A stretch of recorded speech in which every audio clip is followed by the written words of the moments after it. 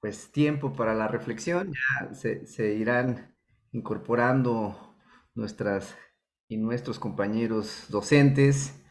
Entonces, ¿qué les parece si le damos inicio a esta a esta cuarta sesión de este curso titulado Los retos actuales del modelo educativo del Colegio de Ciencias y Humanidades? Comentábamos hace rato que ya están nuestras sesiones en el Facebook del el Colegio de Historia del CCH Naucalpan, para que si por ahí se les fue la conexión o quieren revisar alguna sesión, por supuesto que lo pueden hacer o incluso compartir. Y bueno, pues vamos a darle el micrófono al maestro José Efraín para que nos presente al doctor Joel. Buenos días, maestro Pedro. Y continuemos en esta cuarta sesión. Adelante, Efraín, por favor. Sí. Pues buenos días a todas, a todos. Un gusto saludarlos. Como dice el doctor Nolasco, ya la cuarta sesión. Es un tema muy interesante el que nos van a presentar el día de hoy, que va de alguna manera a complementar lo que hemos visto los 3 días anteriores, ¿no? Para ello está con nosotros el doctor Joel Hernández Otañez, doctor en filosofía por la UNAM, y bueno, compañero del Colegio de Historia, maestro del CCH Naucalpan, para quienes no lo conozcan. Y bueno, agradecerle sobre todo el hecho de que esté con nosotros compartiendo este tema de eticidad e institución educativa. Creo que va a ser muy interesante lo que nos va a comentar y vamos a aprender en ese sentido mucho y lo vamos a poder incorporar a lo que hemos visto, como señalaba hace un momento, pero también a nuestra práctica docente, que es un poco también esa la intención de llevar a cabo este curso. Entonces, sin más, le cedo la palabra al maestro Joel.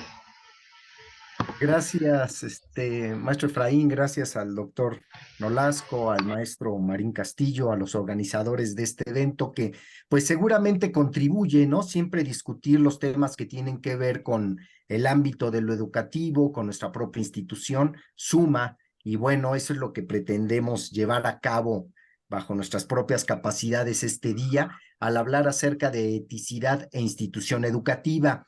Para ello me voy a valer de dos autoras, bueno, un autor y una autora francés y alemana, contemporáneos, que plantean algunas cosas que me parecen importantes vinculadas al ámbito de lo que suponemos nosotros debe de ser una institución.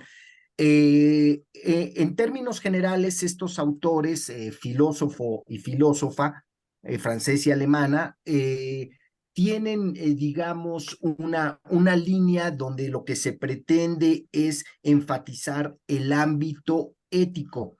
Por eso el título de esta plática, eticidad e institución, ¿no? Hablar, digamos, de estos vínculos que los suponemos que están ahí, pero a veces es necesario subrayarlos de manera reflexiva para entender en qué consiste este vínculo entre la eticidad y el carácter institucional.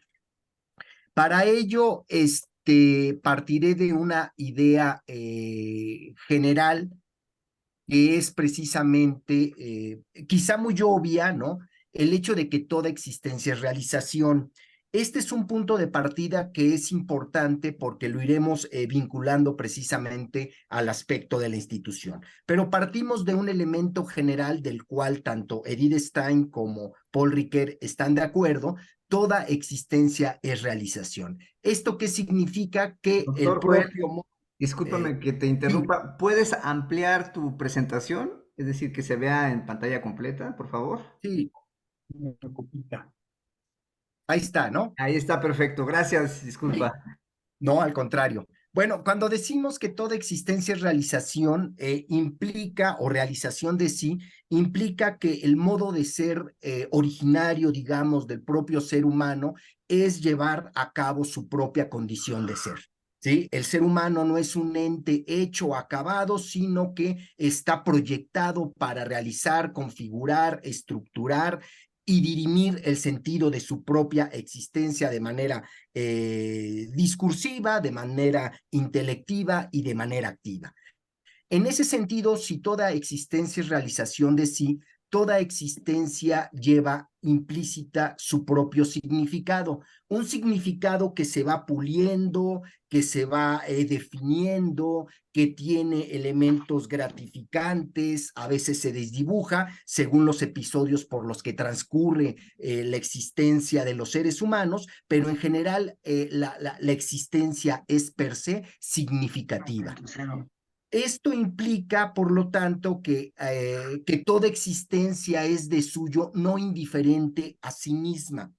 Si bien puede haber episodios o circunstancias o individuos que tomen distancia, renuncia respecto a su propia existencia, este elemento anómalo, que si quieren después lo discutimos, o este elemento excepcional, tiene como presupuesto que la propia existencia es de suyo realización. ¿No? Podríamos decir que alguien extravía el sentido de su propia vida porque por el hecho mismo de que ésta de suyo ya tiene un sentido y por eso se extravía, ¿no? Entonces, en términos generales, partimos de esta idea que es quizá obvia, pero importante para hablar del problema de la eticidad. Entonces decimos, toda existencia es realización, toda existencia significa per se y por lo tanto no es indiferente respecto a sí misma, pese a los episodios, circunstancias, momentos en donde se desdibuja nuestra propia condición existencial, ¿no? ¿Esto qué tiene que ver? Bueno, si nosotros decimos que la existencia es realización, que es significativa y es de alguna manera referencia respecto a sí mismo, lleva consigo dos elementos que son fundamentales, el de la ética y el de la moral. Paul Ricoeur señala que la ética supone un carácter de intencionalidad, es decir, el hecho de que toda vida tiende a realizarse. Si toda vida tiende a realizarse, entonces no es indiferente a sí misma, es decir, lleva un valor implícito de realizarse, de hacerse, de configurarse. En ese sentido entendemos la ética, no solamente como un constructo, sino como algo implícito al ser humano que valora el mundo, se valora a sí mismo o valora la existencia en la medida en que se realiza. Pero la ética como una intencionalidad de una vida que se realiza necesariamente necesita límites, reglas, elementos que vayan acotando sus pensamientos, acciones y decisiones. Uno no puede realizar la vida en la absoluta arbitrariedad. Eso imposibilitaría incluso no solamente estar aquí reunidos, sino la propia condición institucional, social, cultural. Es decir, toda realización de sí es ética, pero necesita una normatividad. En ese sentido, la normatividad es lo que llamamos moral, reglas, formas de conducta que acotan precisamente el modo de realizarse, tienen de alguna manera una pretensión de universalidad, aunque son restrictivas. ¿A qué nos referimos? Toda moral, en la medida en que se aplica no solamente a un individuo, sino a una sociedad, a un grupo, a una comunidad, a un colectivo, tiende a ser universal. Su universalidad es de suyo restrictiva en el sentido en que es para todos precisamente para cumplirla. ¿En qué sentido? En que acota, delimita las acciones, pensamientos o decisiones que llevamos a cabo como una vida realizada. Entonces, a grosso modo, ética supone intencionalidad de una vida que no es indiferente a sí misma, sino que se proyecta como una condición originaria del ser humano, y en segundo, que esta proyección de sí implica normatividad. ¿No? No podemos ser arbitrarios porque en esta arbitrariedad absoluta, ¿sí? No podría incluso haber modos de vincularse. La ética en ese sentido la denominamos teleológica. Teleológica no es otra cosa que un término aristotélico que recupera muy bien Paul Ricoeur y que supone que la realización de sí es a través de fines. Si nos proyectamos, realizamos, nos vinculamos de distintos modos con las demás personas, con el mundo, es porque hay fines específicos que van configurando nuestro modo de ser. No hablaremos de estos fines. El fin fundamental para Aristóteles es la felicidad. No me detendré en ello, ¿no? Simplemente diré que para Aristóteles la ética es teleológica en tanto que es proyectiva hacia fines específicos que persigue el individuo, justo para darle un sentido específico a lo que hace, a lo que vive, a lo que piensa, ¿sí? En ese sentido, llamamos ética a una vida cuando está apegada a la frónesis, a la prudencia, al equilibrio, a la virtud reflexiva de poder, digamos, mediar adecuadamente sus decisiones en el mundo para no caer en los extremos o en las arbitrariedades. No discutiremos qué significa frónesis, ¿no? Que es nada más, debemos decirlo, sabiduría práctica. Frónimos es el individuo que lleva a cabo la acción y que se sabe eso, prudente, virtuoso, ecuánime para llevar a cabo sus acciones, y la eudemonía, que no es otra cosa más que la búsqueda de la felicidad. Bueno, pero en términos generales, toda ética es teleológica porque tiene fines, ¿no? Siguiendo la idea aristotélica y recuperada por Paul Ricoeur.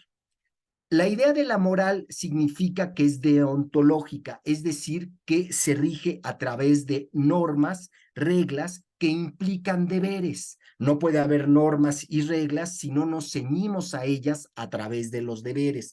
En ese sentido, la moral es deontológica porque se vale de deberes y tiene, digamos, un corte, digamos, kantiano, ¿no? Que también recupera Ricoeur con esta idea de que toda acción tiene que tener una máxima y esta máxima tiene que ser universal para todo ser humano y no tiene que ser contradictoria. Si no es contradictoria una máxima de acción, por lo tanto puede ser ética, puede ser un imperativo categórico. No me detendré en ello, solamente diré que para Kant el deber, las normas emanan de la propia condición racional. Si una acción que se lleva a cabo, esa acción la quiero volver universal y resulta contradictoria para todo ser humano, incluso para mí mismo, no puede ser ética, no puede ser una máxima de acción, no puede ser un imperativo categórico. ¿Sí? Si no es contradictoria, es decir, si es válida, universal para todo ser humano, entonces sí puede ser un imperativo categórico. Por ejemplo, la solidaridad es un imperativo categórico, es una máxima que de alguna manera prefigura al individuo a llevar a cabo acciones que no son contradictorias. En cambio, robar, ¿no? Si la volvemos una máxima, implicaría que nada le pertenece a nadie, porque todos estaríamos dispuestos a arrebatarnos lo que nos pertenece, lo cual no sería ético. Bueno, entonces, ética y moral, carácter teleológico, deontológico, son los dos elementos que recuperamos nosotros para hablar de la institución. ¿Esto qué significa? Bueno, significa también que nosotros nos regimos a través de normas, leyes, reglas que implican eso, una moral de una sociedad, de una comunidad, incluso dentro de una institución. Para Paul Ricoeur hay un elemento importante, hay una primacía de la ética sobre la moral. Incluso él llega a decir, cuando la moral falla, cuando la regla no es del todo adecuada, cuando no da pie exacto respecto a la situación en que estamos viviendo, la ética puede salir avante, ¿no? La ética tiene, por ejemplo, un elemento plus mayor respecto a la moral en la medida en que no solamente nos conducimos sobre normas y reglas, sino que a veces realizamos nuestra vida y aunque no esté normado aquel elemento que nos están diciendo que llevemos a cabo, nosotros podemos de alguna manera ponderar. Por ejemplo, alguien puede ser solidario, amistoso y no necesariamente aparece como norma o como regla serlo, y sin embargo puede manifestar, expresar o vincularse solidariamente con las demás personas, aunque no exista en ningún reglamento que en ese momento uno tenga que ser solidario. ¿Sí? En ese sentido, la ética tiene una primacía sobre la moral. Incluso cuando la moral falla, dice Paul Ricoeur, bueno, la ética puede echar mano para resarcir las circunstancias en las que nos encontramos. Cuando hablamos de ética y cuando hablamos de moral, implican dos términos que son importantes para este filósofo francés. Uno de ellos es que lo ético como realización de sí mismo implica o presupone la vida buena. ¿En qué sentido vamos a hablar de vida buena? A grosso modo, implica la estima de sí, es decir, realizar toda acción que no tenga de suyo algo que vaya en detrimento a la propia existencia de quien lo realiza. ¿Sí? Iremos aclarando esto cuando entremos al ámbito de la institución. De hecho, estos elementos tienen que ver con el interés de hablar de la institución, no de ellos mismos, pero que es importante señalarlos por elementos que iré especificando. Entonces, toda ética supone una estima de sí. Ya dijimos, la existencia no es indiferente hacia sí misma, pretende realizarse, pero realizarse implica normas, reglas de conducta, leyes y por lo tanto la estima de sí implica el respeto de sí. Estima y respeto de sí son dos elementos implícitos o que deberían de ser implícitos en la realización del ser humano, primero respecto a sí mismo y después vinculado hacia las demás personas. No podemos mostrar u ofrecer de manera estricta o clara estima y respeto a los demás si no lo tenemos respecto a nosotros mismos, ¿no? Entonces, estima de sí y respeto de sí son, digamos, los dos ejes para hablar de moral y de ética, de lo deontológico, ¿sí? Y de lo teleológico. Dice Riquet incluso que la estima de sí y el respeto de sí son momentos avanzados de la propia existencia. Una sociedad que se respeta, que se estima, que se cuida, que se valora, ¿no? Es un momento avanzado de su propia condición, ¿no? Una sociedad que no se respeta, que viola, atraca, corrompe, destruye, etcétera, ¿no? Como suele suceder en la nuestra, no es un momento avanzado de la propia condición social y humana en el ámbito de lo ético. Ahora, este elemento de la estima y del respeto, dice Paul Ricoeur, está vinculado a la solicitud. Este concepto es importante. Toda existencia se realiza y se realiza bajo determinadas normas, pero de suyo estos dos elementos, tanto el ético como el moral, suponen un carácter, digamos, implícito de la condición humana, la solicitud. No hay existencia que se valga de sí misma al margen de las demás personas. Toda existencia es solicitud, toda existencia es petición, toda existencia pretende, exige o requiere la presencia de la alteridad, de la otra, de el otro, ¿sí? Y por lo tanto la existencia se va consolidando, incluso el carácter ético y el carácter moral, ¿sí? Ya lleva de suyo el ámbito de la solicitud, de la petición. No somos seres solipsistas, ajenos a las demás existencias, sino que nuestra realización es siempre con las demás personas. Y eso implica, de un modo o de otro, solicitud existencial, legal, económica, laboral, etc., de mucha índole, pero, o de toda índole, pero la existencia es la solicitud hacia la existencia del otro para que me acompañe en la realización de sí. Ética y moral son relaciones en ese sentido interpersonales que se extienden a la institución, que eso es precisamente el tema que nos interesa aquí hablar. Ética y moral son elementos implícitos a la condición humana, se van realizando, construyendo, configurando, fortaleciendo, algunas veces debilitando, ¿sí? Pero en el momento en que se van configurando, se hacen extensiva a las instituciones. La institución en ese sentido implica un vínculo ético-moral.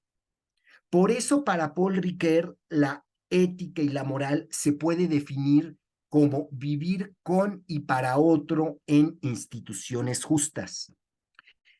Podemos definir la ética no solamente como realización, podemos definir la moral no solamente como norma, sino que podemos definir el carácter ético-moral como con la idea de que vivir con y para otro en instituciones justas. En la época en que escribe Riquet en el 91, me parece que es el texto del sí mismo como otro, no se utilizaba este lenguaje inclusivo, no dice otro, otra, otre. Sin embargo, Riquet a lo largo de sus líneas siempre está tratando de hablar de la importancia que tiene la equidad, la igualdad, sin ser feminista y sin robar ideas de las cuestiones de género. Pero lo menciono, digo, para no generar suspicacias cuando se dice el otro, ¿no? Pero bueno, en general es vivir con y para otro en instituciones justas, ¿sí? En ese sentido, a la institución le es tácito lo ético y lo moral, más lo será una institución educativa. Una institución educativa, ya por ser institución, tendría que configurarse desde el carácter ético, moral, de vidas en conjunto que se realizan y que generan o construyen normas para conducirse adecuadamente y relacionarse entre sí. Pero además, una institución que denominamos educativa como la nuestra, tiene ya de suyo también este carácter ético y moral que involucra lo formativo y lo normativo, ¿sí? De ahí que se le exija o que tengamos que exigirle que una institución que es apegada a lo ético, a lo moral y además ceñida a lo normativo y a lo formativo, sea justa. ¿Sí? De ahí el concepto que le interesa tanto a Paul Ricoeur, vivir en institución, va con y para otro en instituciones justas, ¿no? Es un elemento que debe de emanar de las propias instituciones, que sean instancias justas para los individuos que están allegadas o apegadas a ellas. ¿Qué entendemos por institución a grosso modo? A grosso modo entendemos institución como una estructura que permanece, ¿sí?, en el vivir juntos. La institución es esta estructura, configuración, ¿no?, político, social, reglamentario, donde el vivir juntos permite precisamente ir construyendo modos de vida, ¿no? Nuestra institución educativa tiene esta finalidad. Es un constructo, es una estructura ceñida a normas, a reglas, a visiones, a modelos que pretenden formar personas. Y en ellas estamos nosotros de alguna manera vinculados, ¿sí? Entonces, la institución como estructura que permite, estructura incluso, dice Paul Ricoeur, permanente del vivir juntos en una comunidad, es lo que vamos a entender a grosso modo como institución. La institución es la configuración que llevan a cabo individuos, aquello que se estructura para poder de alguna manera trabajar, vivir, configurar una existencia en conjunto para el bien de la propia comunidad, sociedad, pueblo, país, etcétera. ¿Sí?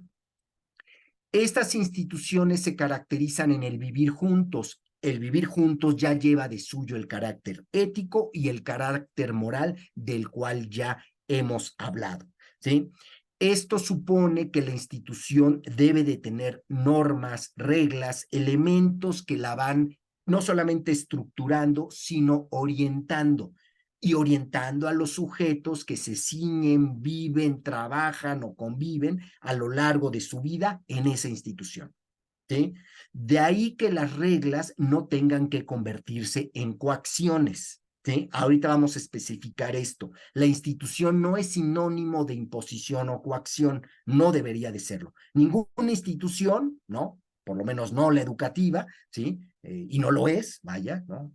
Y si lo es, tendríamos que señalar en qué sentido, pero ninguna institución tendría que tener estas características a grosso modo. Entiendo que hay instituciones como la milicia, pero ese ámbito tiene otras características que podríamos discutirlas después. Pero en el sentido estricto, toda institución se configura por el carácter ético-moral, implica el vivir juntos y no está ceñida estrictamente la normatividad a la coacción. ¿Sí? ¿Qué entendemos entonces por el modo en que se conduce reglamentariamente una institución? Lo que dice Paul Ricoeur es que la institución supone formas, reglas, modos incluso de poder, pero el poder en común. No, Paul Ricoeur no entiende poder como en el sentido, por ejemplo, nietzscheano, como dominación, como imposición, como imponerse en respecto al otro para edificar la propia presencia, ¿no? Todo lo contrario, si tiene un carácter ético y moral, entonces la institución debe de entender las reglas, la normatividad, el poder como un poder en común. Es decir, el poder no es sinónimo de dominación, sino de capacidad y realización para Paul Ricoeur. Uno de los elementos fundamentales que nos plantean estos autores es que la institución supone pluralidad. Pluralidad implica que me estoy refiriendo a terceros que están incluso no presentes en ese momento. ¿Sí? La pluralidad refiere no solamente a los que están ahí en la institución, sino a los que podrían llegar o a los que incluso no se encuentran todavía. ¿Sí? En nuestra institución educativa, en la UNAM, es muy clara. Hablamos del estudiantado, ¿sí? Y eso supone no solamente los que están, ¿no? Sino los que están por llegar e incluso los que egresan y se allegan o se aventuran a sus propias carreras, ¿no? La pluralidad es un elemento implícito a la institución. ¿Esto qué significa? Que no se cierra a los sujetos que pertenecen a ella.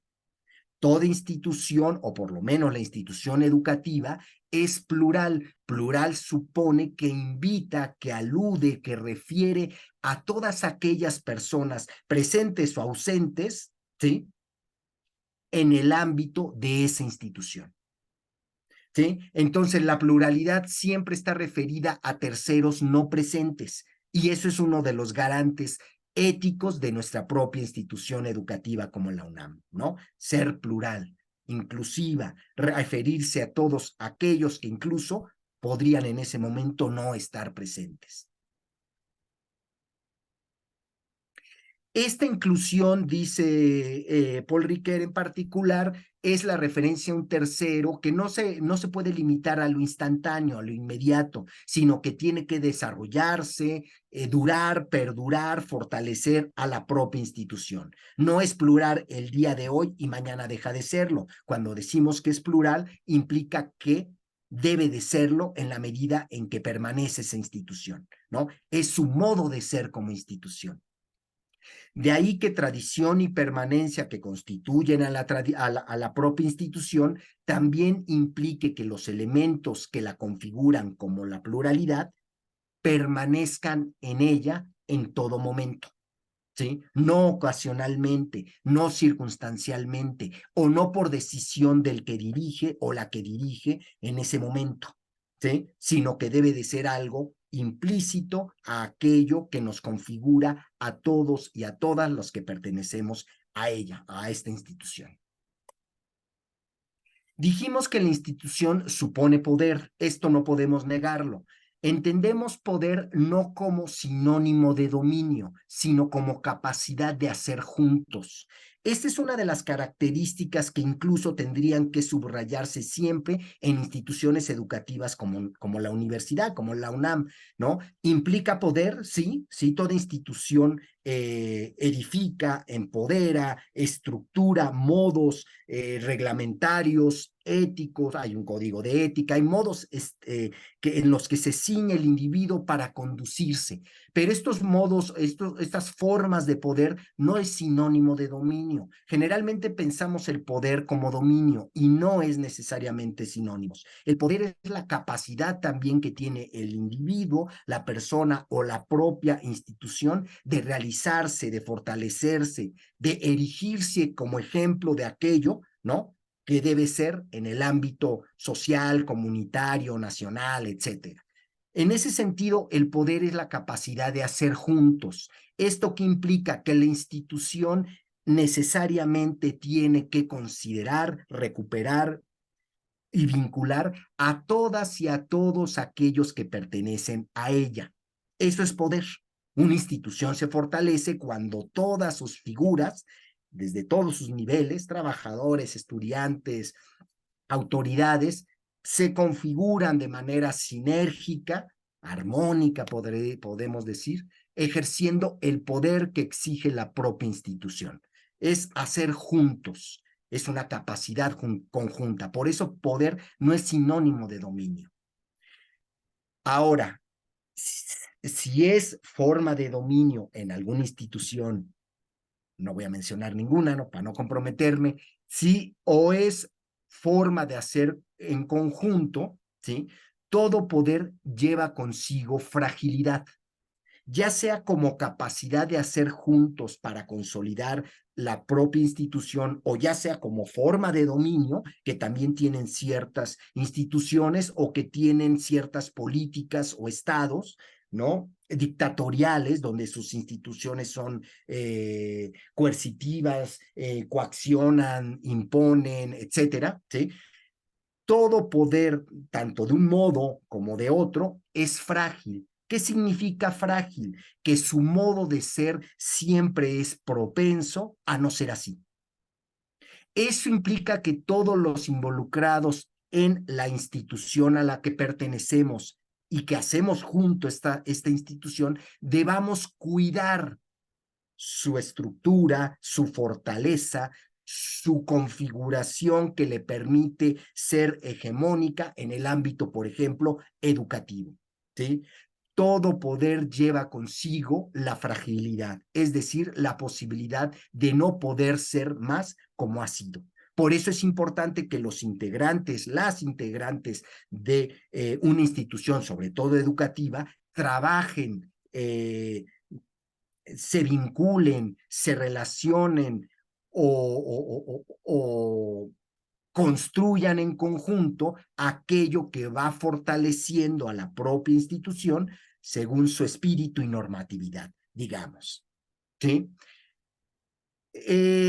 La fragilidad incluso de las instituciones, dice Paul Ricoeur, es de segundo orden, en el sentido en que la fragilidad de una institución puede ser recuperada, ¿no? A diferencia de la existencia, ¿no? Que es de suyo tajante, ¿no? La fragilidad humana, uno deja de ser y no está más en el mundo, ¿no? La institución todavía tiene estas capacidades de irse recuperando en la medida en que el colectivo que forma parte de ella puede hacer algo para fortalecerla. Entonces decimos que la institución supone un vivir juntos, ¿sí? Resguardados por ella y resguardándola a ella, ¿sí? Implica permanencia. La institución es algo que pretendemos nosotros perdure, permanezca. En ella vivimos, nos allegamos a su estructura y vivimos precisamente para fortalecerla. Implica la pluralidad, referir a todas aquellas personas que en ese momento no están presentes, pero que podrían estarlo. E implica el poder en común, esta capacidad en conjunto de fortalecernos a través de la institución misma, sabiendo que la institución nos considera a todas y a todos.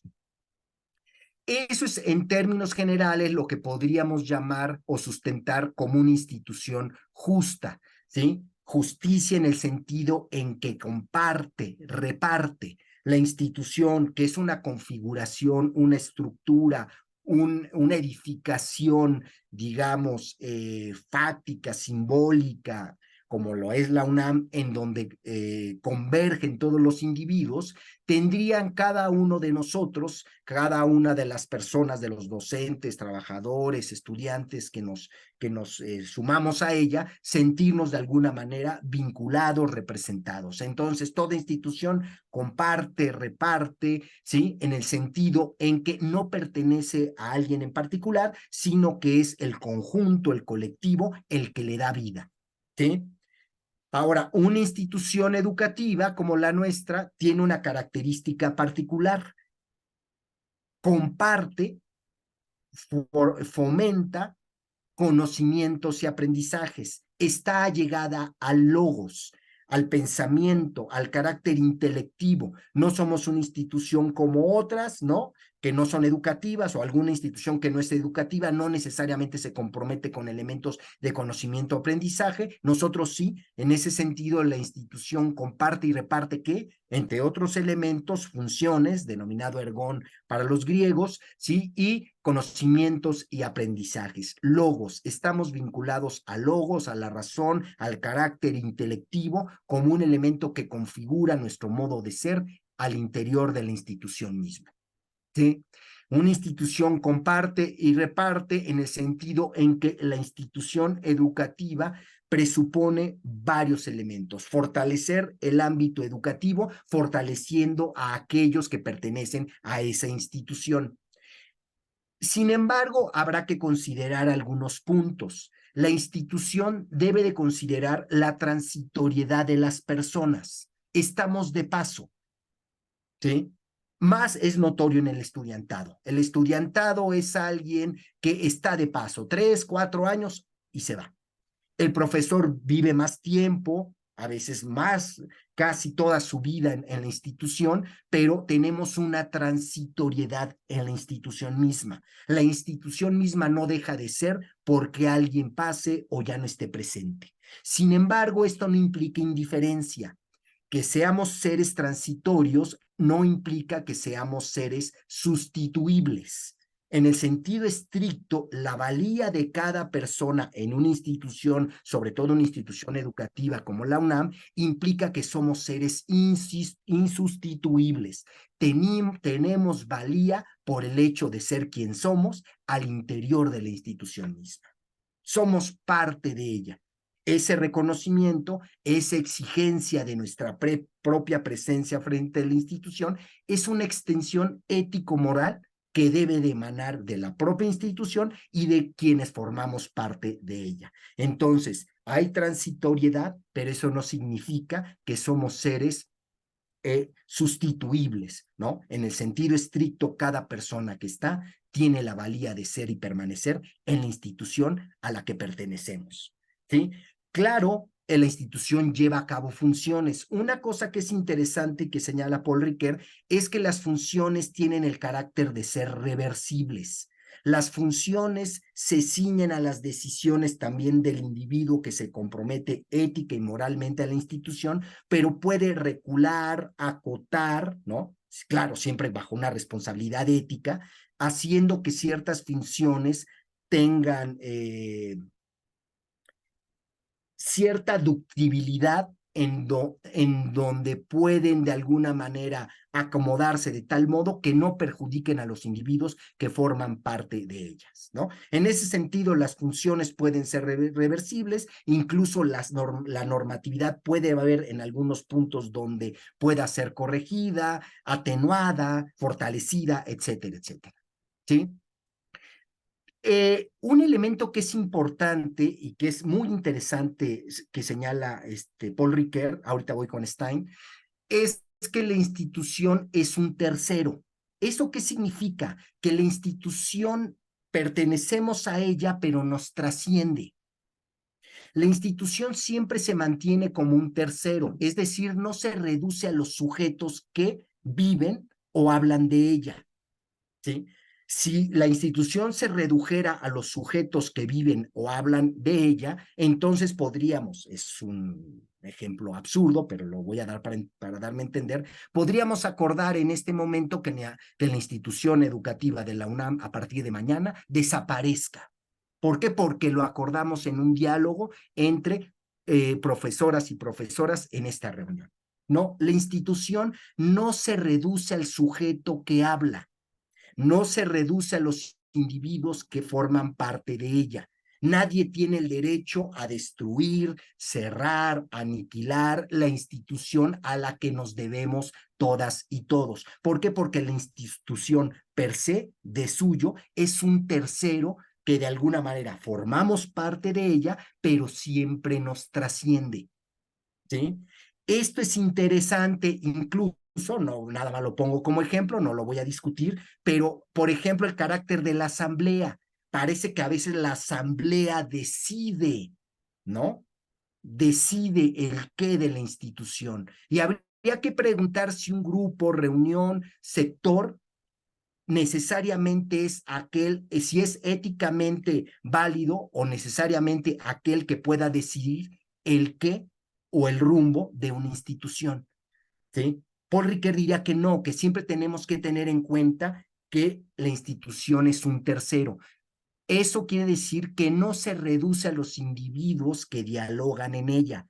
tampoco implica negar el diálogo, son cosas distintas. Nuestra institución permite el diálogo, el intercambio de ideas, el consenso, el disenso, pero eso no significa que la institución se reduzca a lo que en ese momento un grupo de personas que forman parte de ella deciden qué va a ser o no la UNAM. ¿Sí? Por ejemplo.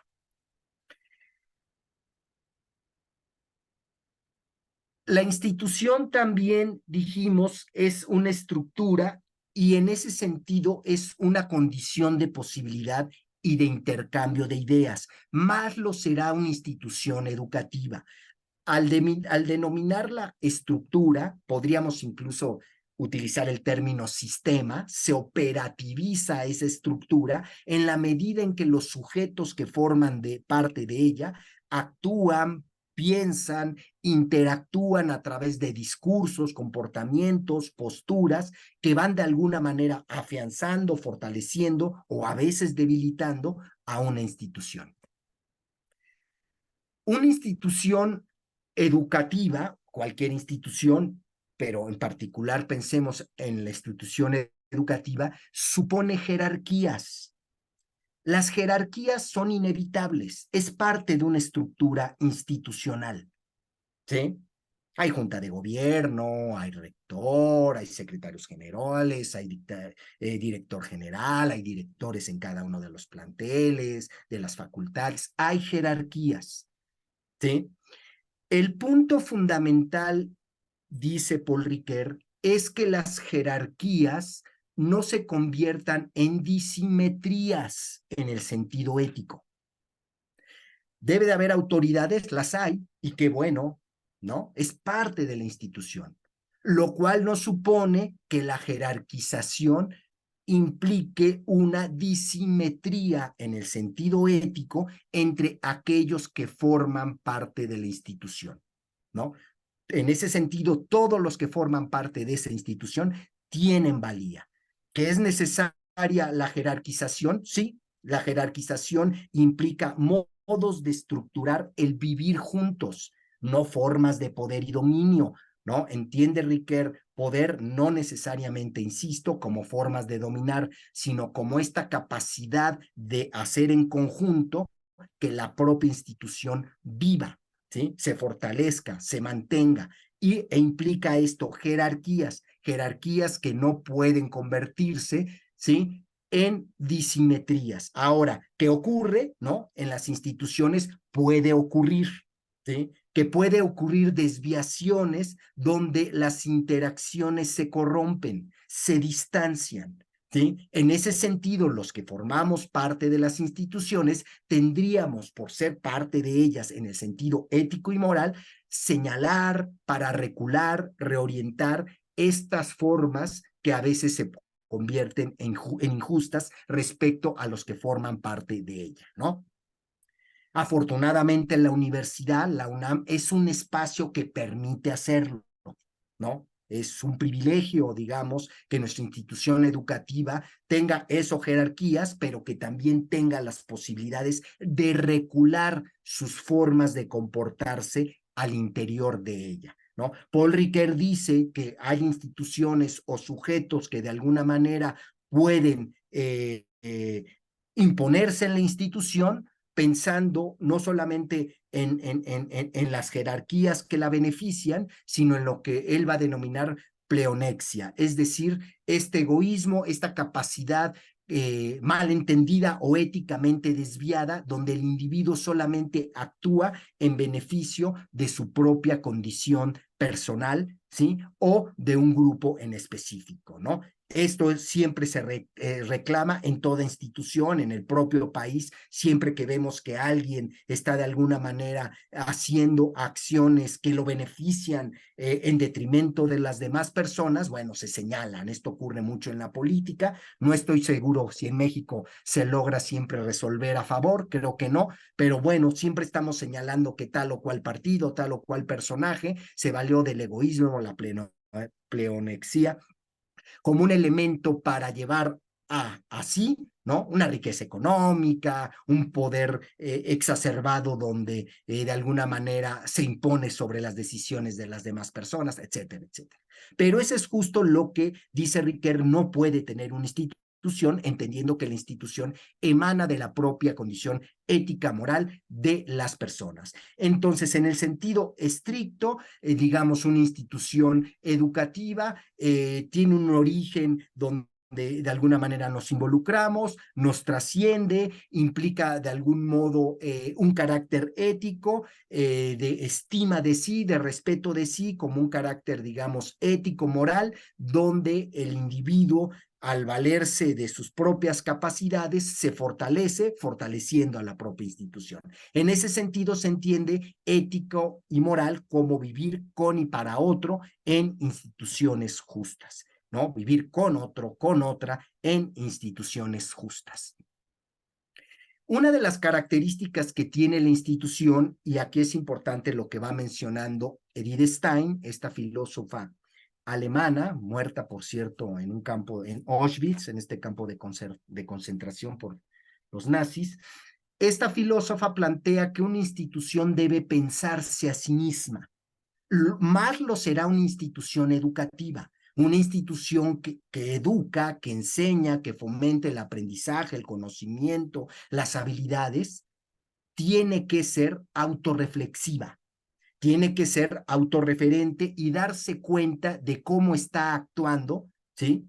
Al interior de ella los sujetos que forman parte de esta institución. Entonces, una institución debe siempre pensarse a sí misma. Es un carácter ético obligatorio que debería de tener toda institución, pero más la institución educativa, que enseña, ¿sí? Que fomenta aprendizajes, conocimientos, está obligada a pensar, reflexionar, deliberar o considerarse a sí misma respecto a lo que hace o está dejando de hacer. Dice Edith Stein que una institución, particularmente la institución educativa, y esto lo vivimos todos los días, el profesorado, el estudiantado, los propios trabajadores, las trabajadoras, es la comunidad. La comunidad en una institución educativa es su unidad vital. Ese es un elemento muy importante. La comunidad es una unidad vital que mueve, fortalece, enrarece a veces a la propia institución, ¿sí? Una de las características de esta unidad vital, que es la comunidad propia de nuestra universidad y que lo vivimos todos los días, es que nos condiciona y a su vez se halla condicionada por cada uno de nosotros, ¿sí? La comunidad es algo que de alguna manera va orientando las dinámicas cotidianas, pero a su vez los propios individuos tienen injerencia o siempre están de alguna manera proyectando modos que reorientan a la propia comunidad, ¿no? A veces inconsciente, consciente, voluntariamente o a veces no necesariamente planeándolo, la propia comunidad va tomando derroteros por los propios individuos que forman parte de ella. Es su unidad vital. Esto es un elemento fundamental, que la comunidad como unidad vital se vaya realizando a sí misma, no que nos condicione y que a su vez la vayamos condicionando, pero también tiene elementos que pueden de alguna manera debilitarla. La comunidad, comunidad vital, fluye e influye, dice Edith Stein, pero este ir y venir, este vaivén en el que nos involucramos vitalmente cada uno de nosotros y nosotras todos los días, ¿sí? Puede fortalecer a la propia institución, puede fortalecer a la propia comunidad, pero a veces puede generar desconfianzas. Es parte de la condición propia de una unidad vital. Hay ejercicios, acciones a veces llevadas a cabo por grupos, individuos o un sujeto en particular que puede fortalecer o enrarecer a la propia comunidad. Por eso es importante ética y moralmente señalar a aquel que es responsable de una acción o de otra a favor o en contra de la propia comunidad. siempre de alguna manera estamos llamados a señalarnos o a señalar en el buen sentido los comportamientos, pensamientos o actitudes o direcciones que van tomando los individuos al interior de la propia institución, es decir, al interior de la propia comunidad. La comunidad puede fortalecerse, pero en ciertos derroteros puede encontrarse en la desconfianza. Dice Edith Stein, utilizando su terminología un poco extraña, no me voy a detener mucho en ella, dice ella, aparece la personalidad unitaria supraindividual. Este término extraño no es otra cosa más que el individuo que intenta salirse de la propia comunidad para entenderla, reflexionarla o señalarla. ¿Sí?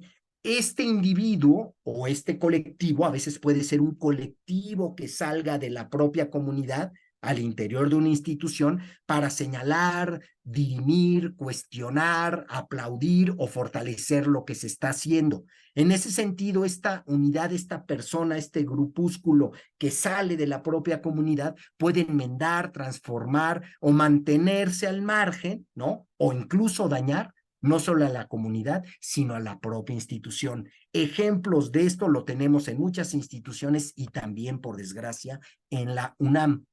¿Sí? ¿Cuál es el problema de este entrar y salir, de este estar influenciado e influir a la propia comunidad? Que cuando hay un conflicto, ¿sí? Puede el individuo y la comunidad, entrar en una especie de tensión, de fractura, de rompimiento.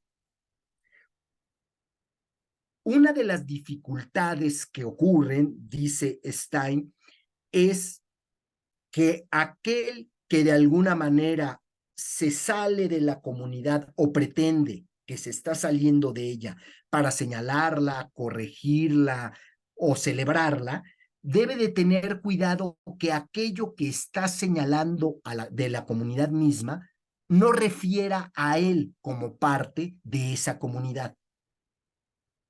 Por ejemplo, yo podría, es un ejemplo, no lo pienso así, pero yo podría decir, la universidad en su conjunto está en crisis. La UNAM no es de las mejores universidades de México. No, nos estamos mintiendo, está en crisis. Cuando yo hago una afirmación de este tipo, tendría que entender que mi propia afirmación implica que soy un sujeto dentro de esa institución. Y tendría que tener cuidado si mi propia afirmación no es un ejemplo de la propia crisis que estoy señalando. ¿Sí? En pocas palabras, dice Edith Stein, como una comunidad es una unidad vital, siempre debemos cuidar que aquello que señalamos no esté refiriendo a nuestra propia persona sin darnos cuenta de manera crítica. Los profesores del CCH no son buenos profesores, ¿no? Hemos fallado. Puede ser una visión constructiva, pero también puede ser una manera de una retórica falsa donde el individuo sin saber y queriendo señalar a la comunidad se está señalando a sí mismo. Pero si se está señalando a sí mismo, tendría primero que pensar si su propio discurso que señala a la comunidad no está enviciado justo de aquello que él pretende que padece la comunidad. ¿Sí? Podemos caer en una especie de círculo vicioso y eso ocurre mucho en las rencillas o manifestaciones u oposiciones que padece la propia universidad. Aquellos que juzgan no se dan cuenta que al juzgar se están refiriendo a sí mismos, ¿no? Y que en ese sentido tendrían que cuidar su propio discurso porque el propio discurso podría padecer aquello que justo están señalando. Esa es una de las dificultades que tiene la comunidad. Otra de las dificultades que la insinúa Edith Stein, pero que a mi modo de ver sí se presenta mucho en la UNAM y, por ejemplo, en el CCH, es que frente a los conflictos diluimos las formaciones y profesiones. Cuando entramos en una situación de crisis, cuando se reúne un grupo, ya sea de profesoras, de profesores, de alumnado, quieren cerrar el plantel, activismos, todas estas situaciones que vivimos, ¿no? A veces más frecuente, a veces más esporádicamente, ¿sí? Tienen una característica especial. Cuando ocurre, diluyen las formaciones y profesiones de quienes están ahí. El profesor se desdibuja para el alumno que protesta, ¿no? Es la autoridad, es el capitalista, es el que quiere de alguna manera soterrar su propia condición. Se diluye su formación, incluso entre nosotros, ¿no? Se diluye la profesión, ¿no? Ya no veo frente a mí al docente formado en psicología, en sociología, en historia, en biología, en ciencias políticas, en administración, que de suyo tendría que tener en su configuración intelectiva mucho que decir respecto a algo que está sucediendo. No, de plumazo lo borramos, ¿no? Cuando hay conflictos, esta unidad vital que es la comunidad tiende en muchas ocasiones a romper o a diluir las formaciones y las profesiones, ¿no?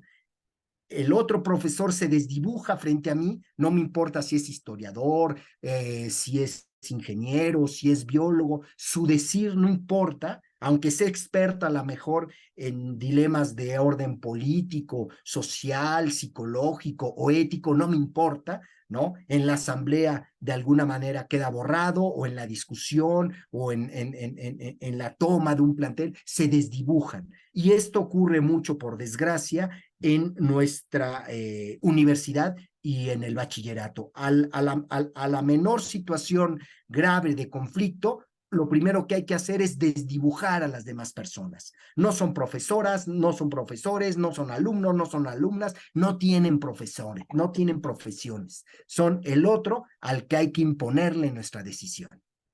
Se rompen los talentos. Y pocas veces en estos conflictos recurrimos a los talentos. Ya el que tiene una formación profesional, no importa, ¿no? Es al que hay que someter, señalar, soterrar, agredir, etcétera, etcétera. Y ejemplos hay muchos.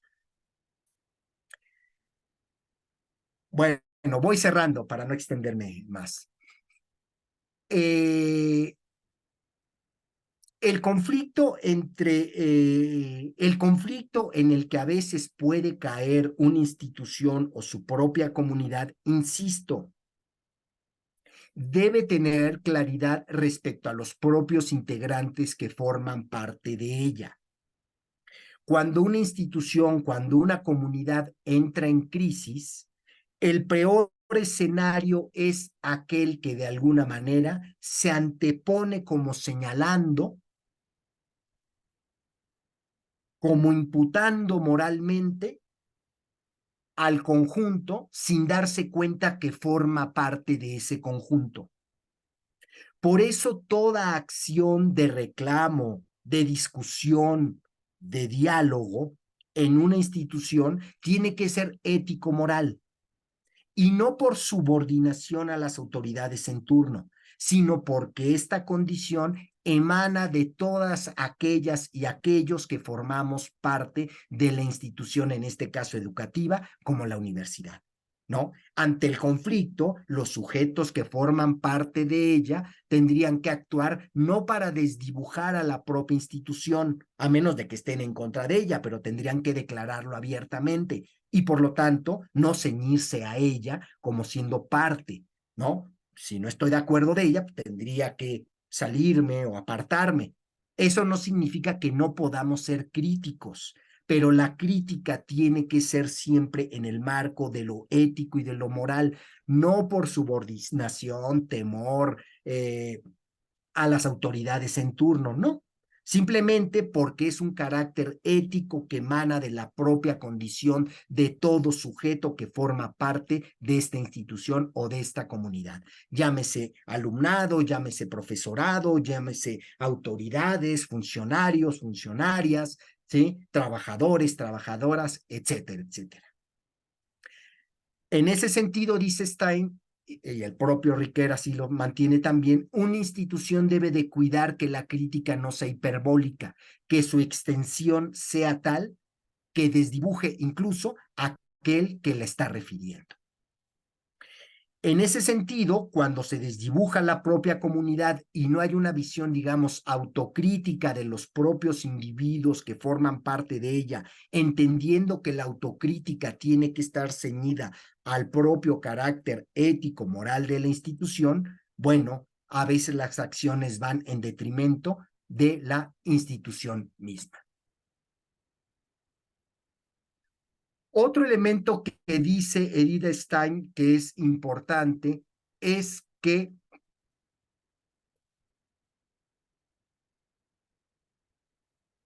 la institución puede verse fracturada o afectada por los individuos que forman parte de ella. Esto tiene implicaciones que de suyo tendrían que ser señaladas ética y moralmente. ¿Qué significa una crítica, a grosso modo, al interior de una institución, de una comunidad que tenga la sensatez ético-moral de pertenecer a ella? Implica, en primera instancia, conocerla o ser parte de ella. No se puede criticar, ¿sí? Aquello respecto a lo que uno no forma parte, y si no forma parte, por lo menos tendrías que conocerlo para señalar sus debilidades o sus fortalezas. Entonces, las consideraciones mínimas ético-morales de aquellos que viven en una institución y que la cuestionan es que mínimo tienen que conocerla o ser parte de ella, y si no son parte de ella, sí están obligados a conocerla, ¿sí? Ahora, esta crítica puede tener varias vertientes, ¿sí? Supongo, si estamos vinculados ético, moral y vivencialmente con ella, implica su fortalecimiento.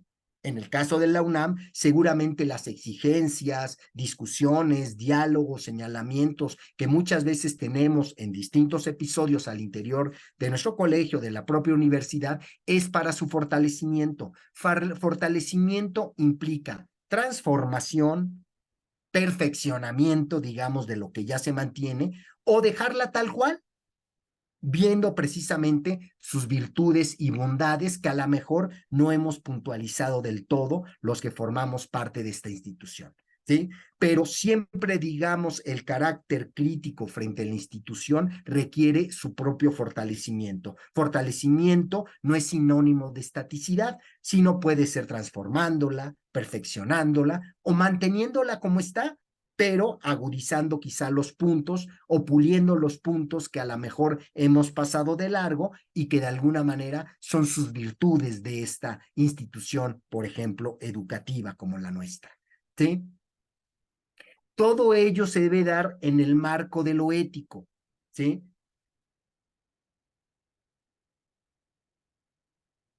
Un punto que es importante, y con esto voy cerrando, no podemos confundir a la institución con prácticas que se llevan a cabo por parte de ciertas personas, individuos, ¿sí?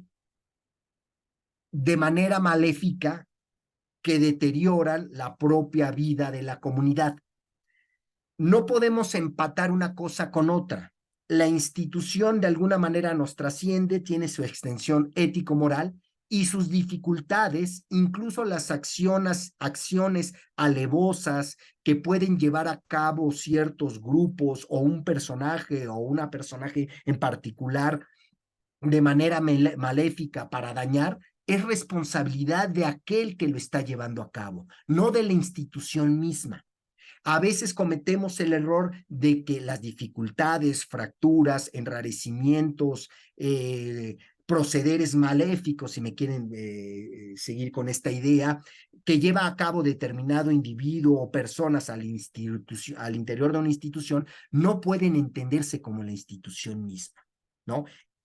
Confundir un elemento con otro no es ético, no es moral, ¿sí? Entonces, siempre es importante precisar, ¿no? ¿Qué es la institución? ¿A qué nos debemos respecto a ella? ¿Y quiénes están actuando de tal o cual manera, ¿sí? Para su debilitamiento, fortalecimiento personal o grupal en detrimento del colectivo, ¿sí?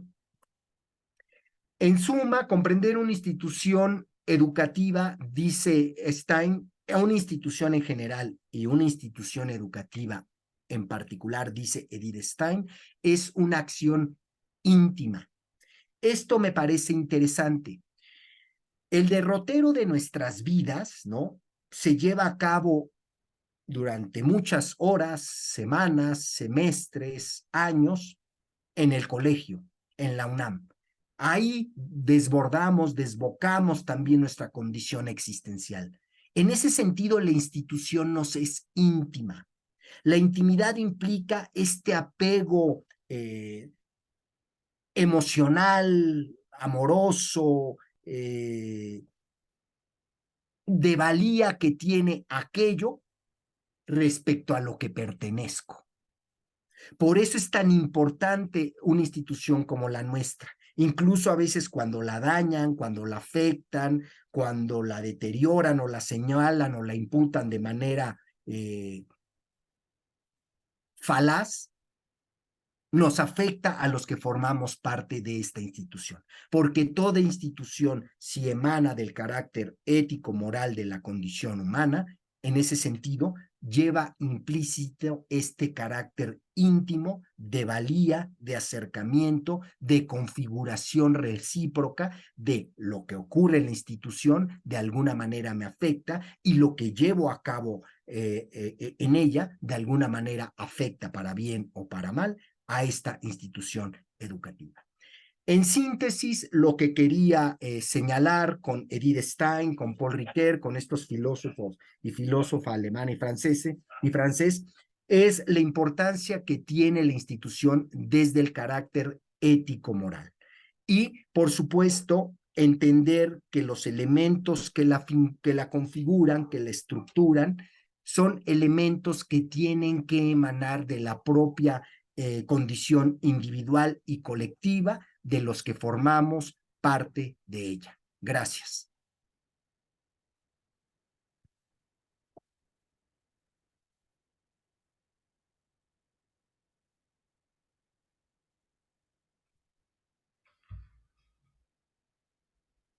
Déjenme abrir la Gracias. ventana. Ya me Hola, ¿qué tal? Adelante, Ok, Guillermo, y adelante, por ahora favor, sí. Guillermo. ¿Qué tal? Buenas tardes a todos. Una disculpa, no me podía conectar, pero ya estamos aquí. ¿Sí se ve? Sí, sí, Sí. Memo. Sí, Te ¿Qué tal? escuchamos. Hola, Joel, ¿qué tal? Una disculpa, ¿Qué no tal? me Un podía gusto. conectar, no había No, no. conexión acá, pero ya estamos aquí y bueno, el día de hoy me toca moderar esta sesión, entonces no sé si estés de acuerdo, Joel, en Sí, que te podamos hacer preguntas. sí, claro. Y entonces que pedirle a los profesores, si son tan amables, de pedir la palabra y entonces iniciar este diálogo, esta sesión de preguntas. Supongo que hay muchas cuestiones que los profesores querrían saber un poco más. Hay muchos puntos que tienen que ver con esto de este replanteamiento que haces de la institución, ¿no? Porque generalmente entendemos la institución como un aparato que está lejos de lo que tiene que ver pues con las relaciones que establecemos a nivel ético, Claro, también en un replanteamiento que haces de lo ético, ¿no? Que claro. habría que decirlo en el sentido de entender lo ético como una relación no estrictamente personal con los demás, sino comunitaria. Entonces, a partir de ahí, pues compañeros, alcen la mano si son tan amables, la mano virtual, y con gusto les damos la palabra. El maestro Omar, Guillermo. Ok, Sí, muy bien, adelante. gracias. Pues muchas gracias, Joel. Siempre es un gusto escucharte. Digo, he estado presente en algunas de tus conferencias y la verdad es que siempre me gusta mucho. Yo creo que es inspirador. Tiene que ver, yo creo que por la disciplina, la filosofía siempre te hace replantearte cosas así muy fundamentales que te mueven. Entonces, pues bueno, también por eso siempre trato de entrar a estos cursos que salen bueno, yo creo que deberíamos de hacer todos, ¿no? Que sale de lo que estudiaste, de tu zona para enriquecerte, ¿no? Y a mí lo que esta cuestión de la ética, la moral, obviamente es fundamental, así en la sociedad como en las instituciones, y uno se pregunta porque pareciera haber una crisis, ¿no? Una crisis de esto, como en la sociedad, ¿no? Hay gente que roba, que no sigue las reglas en las instituciones. Y pues bueno, no sé, o sea, no sé si tenga que ver con esa falta de control o de que nosotros mismos no pusimos las reglas, ¿no? Ya estamos inmersos en una situación preconfigurada donde podemos tener situaciones injustas, de desigualdad, de las que pues no formamos parte, ¿no? A pesar de que formamos parte de la sociedad, de la institución, pues nosotros no elegimos eso, ¿no? Como que son cosas que ya están dadas y pues sí, eso hace que haya personas que efectivamente, ¿no? Se salgan de las reglas en la sociedad, pues que comiencen a arrebatar, ¿no? Decir, a ver, si yo no estoy en las posibilidades de tener, pues, pues voy a arrebatar, ¿no? Y están los ladrones y todo eso, que no estoy justificándolos, pero pues hay gente que elige ese camino y hay otros que a pesar de las condiciones, contradictorias y todo eso, pues siguen las reglas, ¿no? Y en particular, por ejemplo, en la institución ahí, en nuestra institución, que es la universidad, pues bueno, me hace plantear muchas cosas, ¿no? Existen muchas de esas condiciones que están, preconfiguradas y que al parecer es imposible cambiarlas y que no sabemos si es para bien o para mal, ¿no? Que así debería de ser. Por ejemplo, ¿no? Que aproximadamente el 70% de los profesores sean de asignatura. Ujú. No sé si eso sea una directriz, tenga un porqué, o sea, que digan, no, es que eso debe de ser así, porque si no, a lo mejor se caería. Estoy pensando, ¿no? No sé, si todos fueran definitivos, ¿no? Ya no digamos de carrera, ¿no? Ujú. Definitivos, ¿no? Pues a lo mejor eso iría en detrimento de la institución, ¿no? Porque a lo mejor habría un conformismo, no sé, no estoy afirmando que eso Ujú. sea, ¿no? Y por eso conviene mejor tener esto ahí, ¿no? 70% que pues, en cualquier momento se puede cambiar y a lo mejor se tiene esa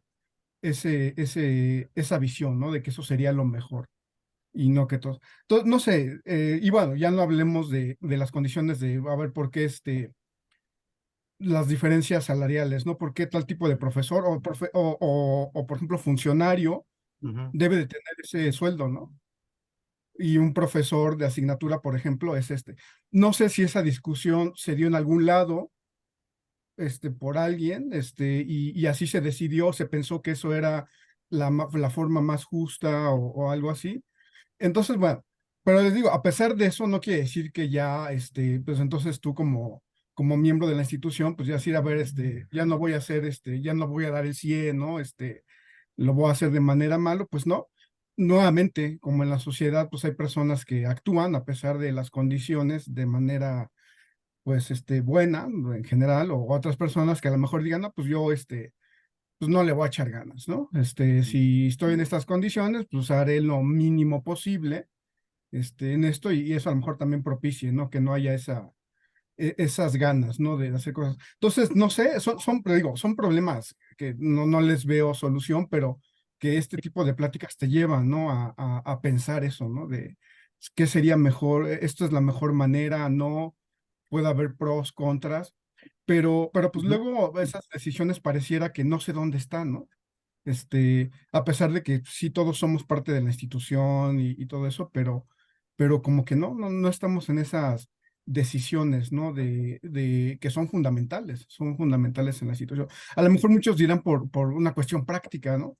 Porque entonces todos estaríamos discutiendo y no nos pondríamos de acuerdo y no se avanzaría, y Ujú. entonces mejor poner un grupo de personas expertas que sean los que hagan las directrices, ¿no? de la institución. Sí. Entonces, pues bueno, eso es lo que más a mí reflexionar, digo, muy interesante. Este, pero bueno, son preguntas que a lo mejor, reflexiones que no tienen una respuesta, Ujú. que no llevan a algo, pero pues bueno, a mí, digo, me gusta, de repente, a pesar de que estoy en un ámbito pareciera totalmente distinto de las matemáticas, pero creo que no, creo que en el fondo, eso, el pensar, el plantearse las cosas, siempre es interesante, aunque no siempre haya así como que una respuesta, ¿no? Es una respuesta así, clara de hacer. Entonces acá, pues yo creo que en el fondo yo sí creo que si las condiciones en general de la sociedad, las instituciones fueran más justas, que las oportunidades fueran igualitarias realmente, porque sabemos que hay muchas condiciones, ¿no? Que predestinan a personas a que les sea más complicado. Pues eso haría que en general la sociedad fuera más, más ética, más justa. Pero pues bueno, estamos, como les decía, en esta situación preconfigurada así, y que a veces pareciera, ¿no? Que ya no se puede mover, ¿no? Que hay que entrar con estas reglas. Pero bueno, nada más esto, gracias, gracias, Joel, y bueno, muchas felicidades. Gracias, Omar. Rápidamente te respondo. Sí, sí respondo rápidamente, Memo, o escuchamos Si las. gustas Sí, ir respondiendo las sí, preguntas, vamos. rápidamente. Mira, Sí, una de las características de la ética es no solamente señalar aquello que daña la propia condición humana, sino transformarlo. Si no, no tendría caso discutirlo, ¿no? Que tiene que haber mejores condiciones en la universidad, sí, seguramente, ¿no? Que tiene que haber más plazas, sí, que tiene que haber mayor transparencia o que los mecanismos para transparentar procesos a la vista de todos, ¿no? Tiene que ser más evidente, dúctil para el profesorado, sí, que estamos en el derecho de exigir también elementos, también estamos en ese derecho, ¿sí? También es cierto que a veces los señalamientos se desvían. ¿Sí? De nada sirve que alguien, que un profesor de asignatura me señala a mí como profesor de carrera como si yo fuera el origen del mal, ¿no? Porque la referencia no es adecuada, es un poco a lo que decíamos respecto a qué implica la postura respecto al interior de una propia institución. Lo que tenemos que hacer como comunidad es exigir dentro del marco de lo que permite la propia institución elementos que vayan fortaleciendo la vida académica, laboral del profesorado. Y creo que esto es una exigencia que está a la vista de autoridades y de quienes formamos parte de ella, ¿no? Pues decir dónde están las plazas, ¿no? Cuántas van a salir, cuántas requiere un área, y como colectivo, pues pedirlo. Ahora, seguramente no todos pueden tener definitividad y plazas de carrera, a lo mejor por los presupuestos que tiene la propia universidad, pero eso no implica que al interior la propia comunidad, el propio profesorado, busque mecanismos en el marco de la institución, ¿sí? Que haga evidente a las propias autoridades la necesidad de atender aquello que va a fortalecer a la propia institución o a la institución misma, las mejoras económicas, académicos, laborales del profesorado, ¿no? En general, no siempre, pero en general va en fortalecimiento a la propia institución, ¿no? Entonces, yo creo que sí puede haber mecanismos, ¿no? Hay que hacerlos, hay que señalarlos dialógica, argumentativamente, ¿no? Para que esto de alguna manera tome un tinte más claro respecto a los derroteros que tiene la propia universidad. Que hay cosas injustas, pues también hay que señalarlas, ¿no? ¿Sí? Pero lo que te diría, Omar, es que no podemos quedarnos con la idea, y sé que tú no la tienes, vaya, pero en general no podemos quedarnos con la idea de que las cosas están así y que todo esfuerzo colectivo o individual es inútil porque parecería como una especie de destino inamovible las condiciones económicas, laborales, académicas en las que se puede vivir al interior o fuera de la universidad. Muchas gracias. Les quería proponer algo, compañeros, si sus participaciones pudieran ser de alguna manera de 4 minutos para que nos diera tiempo a más compañeros de poder participar. Entonces, no sé si estén de acuerdo el colectivo, hablando de esta cuestión de sinergias. 4 minutos en la participación, entonces no sé si estén de acuerdo para que cuando hagan sus preguntas, sus comentarios, también le demos la oportunidad a otros profesores de participar. ¿Están de acuerdo? Sí, estamos de acuerdo. Sí, de acuerdo. Sí, muy bien. Perfecto, entonces le damos la palabra al profesor Pedro Juárez, por favor. Sí, mi intervención en este punto en el que estamos hablando de ética y moral es respecto a los grupos de activistas, de porros, que existen en la escuela. Incluso por ahí, no sé si hay o hay incluso venta de drogas. ¿Qué tan importante o no importante es que haya estos grupos de activismo?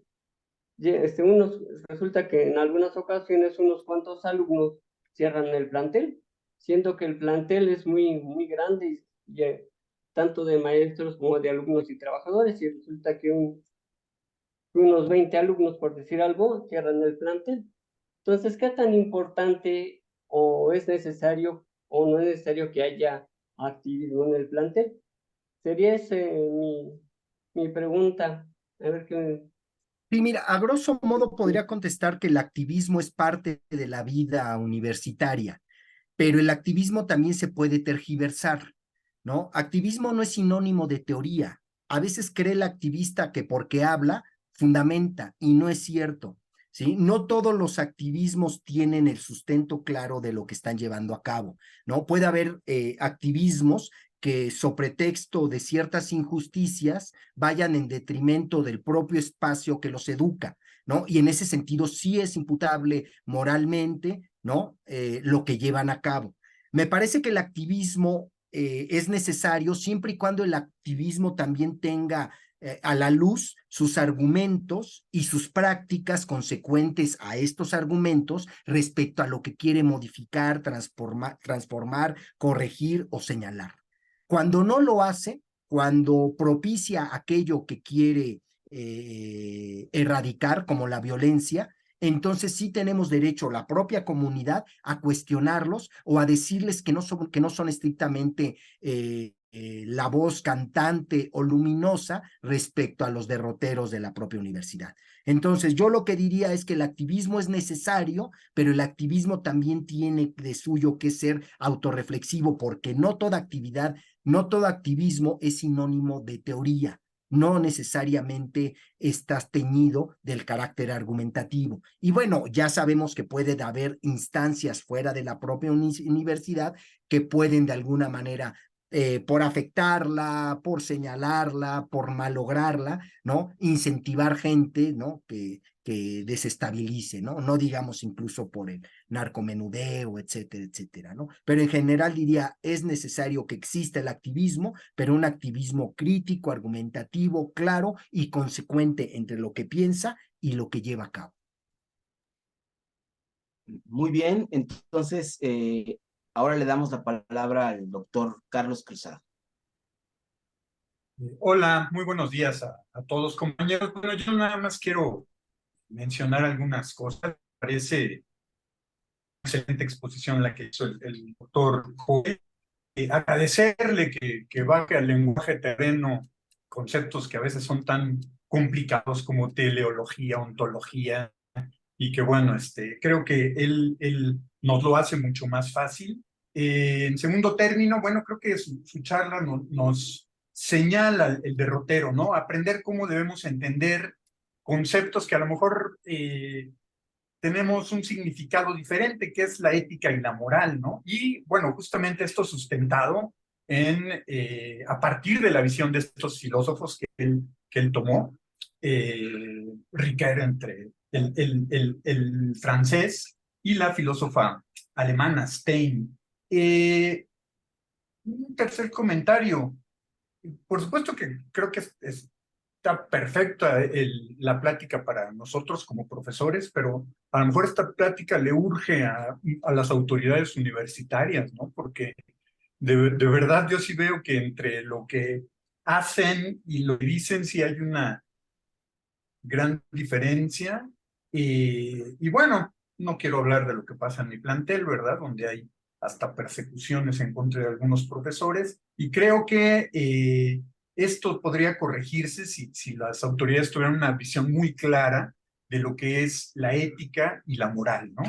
Y por último, nada más como una especie de pregunta, sí me gustaría que contrastaras, Joel, esta parte de la moral. La palabra moral tiene como como un significado, bueno, muchos significados, ¿no? Pero siempre que uno dice la palabra moral, tiende a entenderla de una manera distinta a la que tú lo señalaste en tu charla. Entonces, bueno, creo que eso es importante, ¿no? Reafirmar de qué manera debemos entender esto de la moralidad. Y eso sería todo. Sí, mira, moral, a grosso modo,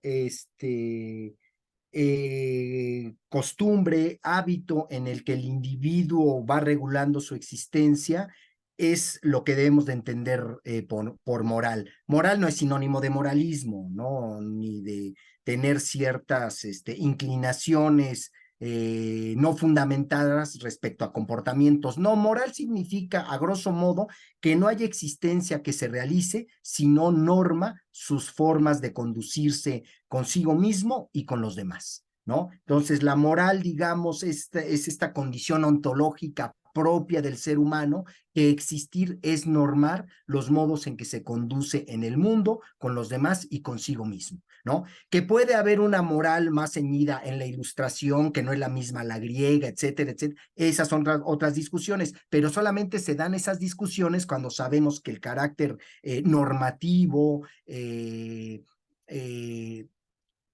restrictivo, es también parte de la condición del modo de ser del ser humano, ¿no? No podemos realizar nuestra existencia, si no acotamos, delimitamos, normamos, incluso de manera universal para la relación con los demás, ¿no? Nuestras formas de vida. Entonces, a grosso modo, eso sería la moral, la condición de posibilidad que tiene el ser humano de poner normas, reglas, restricciones a toda existencia que se realiza. Eso sería a grosso modo, por lo menos en la postura de estos autores. Habrá quien apele al nihilismo.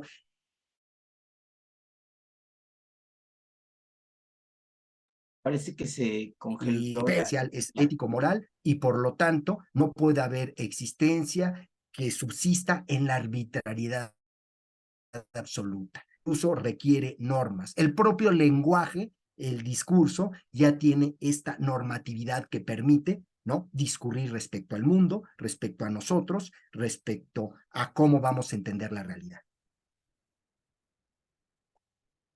Muy bien. Bueno, se está poniendo muy interesante la plática, se está poniendo muy interesante el intercambio de ideas y le damos la palabra a la profesora, si no me equivoco, Margarita Hernández. Adelante, por favor, Sí, profesora. buenos días a todos. Buenos días a todos. Es un placer estar con ustedes y me gustaría dar algunas opiniones. Bueno, ¿cómo surgen las instituciones? Las instituciones yo las veo que surgen como una forma de organizar o de normar o de poner precisamente al normar, de poner reglas a la vida social de una comunidad. En este caso, pues la comunidad llamada universidad, SSH o finalmente una escuela, ¿no? Estas instituciones, finalmente, yo creo que de ahí debemos de partir, van a surgir como una lucha de intereses. Son finalmente el resultado que se han dado de procesos de lucha, de interés. En estos momentos yo veo con toda claridad que la lucha de intereses en nuestra universidad ha estado, pues sí, permeada, dirigida a luchas de intereses en el orden de lo económico y finalmente son una lucha que representa al conservadurismo en nuestro país, totalmente en nuestra universidad, y los panistas en otra medida,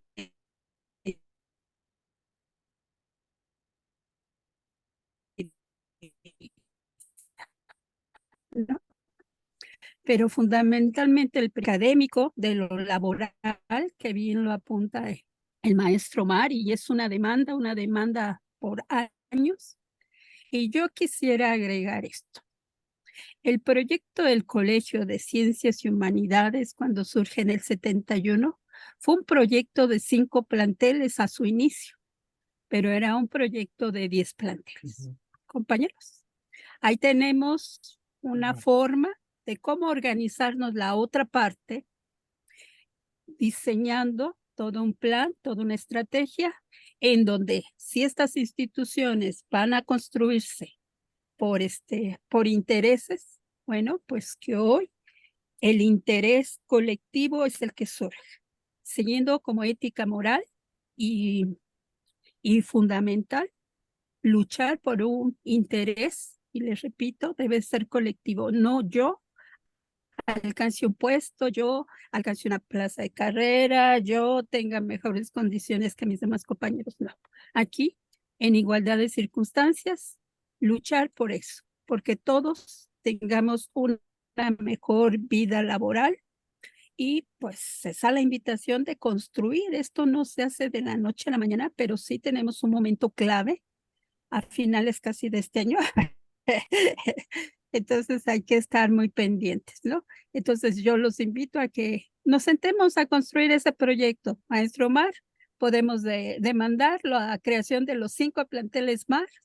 Tenemos todavía un año de una presidencia que puede apoyarnos en presupuestos cuando nosotros tengamos todo un proyecto académico. De verdad seguimos siendo, y a pesar de todas las críticas que tenga, seguimos siendo un proyecto educativo innovador y que le ha dado mucho a nuestro país.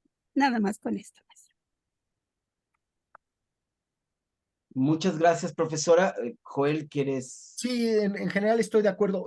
Entiendo también lucha de intereses, no necesariamente formas viciadas de conducirse en el colectivo, ¿no? No siempre hay intereses loables, legítimos, que fortalecen a aquellos que están exigiéndolos para fortalecer a la propia institución y fortalecerse ellos al interior de ella, ¿no? En ese sentido, yo entiendo también la lucha de intereses, no siempre sesgado como formas que parcializan o que vuelven hegemónicas unas presencias sobre otras, ¿no? Si siempre fuese así, pues entonces no hay discusión posible, ¿no? Siempre yo creo que se pueden encontrar formas comunitarias, colectivas, institucionales, en todos los que formamos parte de ello, para que el interés colectivo haga de la presencia en la institución algo más digno, ¿no? Respecto a nuestra propia condición académico, laboral, etcétera. Muchas gracias. Bueno, continuamos con este ciclo de participaciones y de preguntas. Le damos la palabra a la profesora Azucena Manso. Adelante, compañera, por favor. Gracias. Pues primero, muchas gracias. La verdad estuvo muy interesante la charla. Y de pronto quisiera mencionar algo muy rápido, que de pronto parece que hay como un abismo entre la institución escolar y la institución familiar. O sea, parece que son como enemigos, ¿no? De pronto, yo tengo alumnos que pues ya no quieren seguir estudiando porque pues a lo mejor sus familias ya no los están apoyando.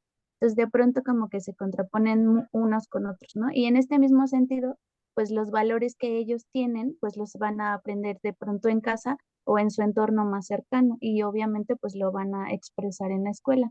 Y yo pienso que esto es debido a pues al ritmo tan acelerado de vida que llevamos y que esto está generando que haya una pérdida de valores y al mismo tiempo pues que sobresalgan los antivalores, ¿no? Eh, y lo digo pues más que nada de pronto porque pareciera que es más importante que me porte bien si me están grabando que solo portarme bien por sentirme bien, ¿no? Como lo mencionaba hace un momento durante la charla. Porque de pronto pues nuestros jóvenes obviamente están como muy, pues crecen ya con la tecnología y pareciera que solo se van a portar bien si es que eso les va a generar likes o si eso va a, o sea, si muchas personas los ven, entonces sí me estoy portando bien. Pero si nadie me ve, entonces no me siento obligado, ¿no? A hacer lo que se espera de mí. Y entonces, en este sentido, mi pregunta sería, ¿qué tanto se está adaptando la moral? Que yo supongo que constantemente se está adaptando y esta adaptación hace que esté chocando con las éticas generacionales. En este sentido lo menciono porque a lo mejor yo pienso que cuando se habla como de generaciones cristal o de generaciones cemento, pues por un lado se tienen, ¿no? Como una ética de una generación que sufrió como mucho en cuanto a violencias intrafamiliares, pero que a lo mejor en ese momento eso era normal, ¿no? Y ahorita se contrapone, a lo mejor que siempre dicen que las generaciones de cristal se quejan mucho, pero pues a lo mejor es que están viviendo en un ambiente muy diferente en el que alzar la voz y no permitir que alguien pues los esté maltratando, pues ya no es algo que se acepta, ¿no? Pero pareciera que de pronto como que chocan y hay una pérdida de sentido entre las dos generaciones, entre la que acepta bueno, es que he oído comentarios como, no, pues es que a mí me pegaron con el cinturón y yo crecí bien, pero a lo mejor es que no vemos el trasfondo, ¿no? Y también tenemos generaciones que tienen todo, pero que están tomando como decisiones muy arbitrarias, ¿no? Por esta cuestión como de la vida acelerada que tiene. Entonces, espero haber hecho correctamente mi pregunta, que es justo, si la moral se está adaptando constantemente y si esta adaptación genera este choque de la ética entre generaciones. Y obviamente, pues, cómo generar un equilibrio para poder generar, pues, un cambio o evitar los enfrentamientos. Sí, debemos decir que Eso es todo. la moral o las morales van tomando características específicas según circunstancias sociales, epocales, etcétera, pero no se reducen a ello. La ética siempre tiene la posibilidad de reconfigurar la moral, replantear la propia sociedad en la que se vive. En términos generales, me parece que lo señala bien, profesora. Hay varios elementos que tendríamos que discutir, no ahorita, sino seguramente después.